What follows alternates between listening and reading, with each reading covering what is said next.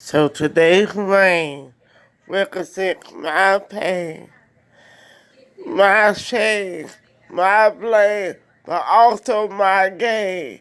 In Jesus' name, He uses it all. Yeah, He uses the rainfall, the tears, the fears, the years of struggle I have shared with my past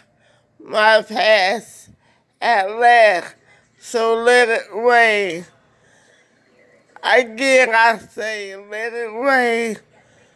Wash away everything I feel that's not real today. Wash it away, okay? Even if you feel great, just say, rain come until the sun shines again in more ways than one. Jesus is coming back, truth and fact.